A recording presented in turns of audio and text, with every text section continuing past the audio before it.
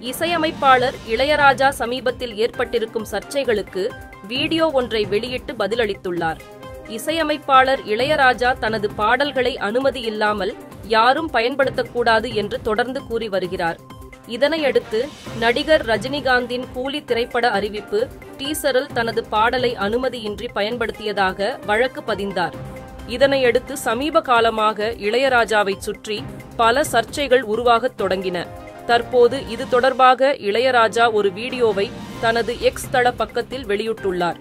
அதில் தன்னை பற்றி ஏதாவது ஒரு வகையில் தினமும் செய்திகள் வந்து கொண்டிருப்பதாகவும் அதைதான் கண்டுகொள்வதில்லை என்றும் அது தனது வேலை இல்லை என்றும் கூறியுள்ளார். மேலும் இந்த சமயத்தில்தான் ஒரு சிம்பொனியை முடிந்துவிட்டதாகவும் மகிழ்ச்சியான செய்தியை தனது ரசிகர்களிடம் பகிர்ந்து கொள்ள விரும்புவதாகவும் குறிப்பிட்டுள்ளார். மற்றவங்களை கவனிக்கிறது என்னுடைய வேலை இல்லை, என்னுடைய வேலையை கவனிக்கிறது என்னுடைய வேலை. நான் என் வழியில் ரொம்ப கிளீனாக சுத்தமாக போயிட்டுருக்கேன். நீங்கள் என்னை வாழ்த்தி கொண்டிருக்கிற நேரத்தில் கடந்த ஒரு மாதத்தில் ஒரு சிம்பனியை எழுதி முடித்து விட்டேன்.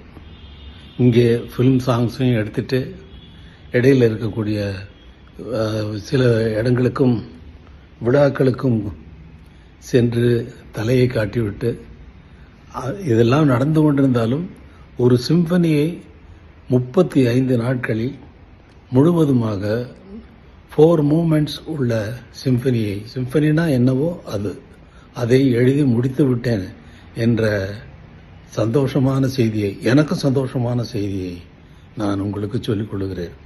ஏனென்றால் ஃபில்ம் மியூசிக்கு வேற, பேக்ரவுண்ட் மியூசிக் வேற, இதெல்லாம் அதில் ரிஃப்ளெக்ட் ஆச்சுன்னா அது சிம்பனி கிடையாது.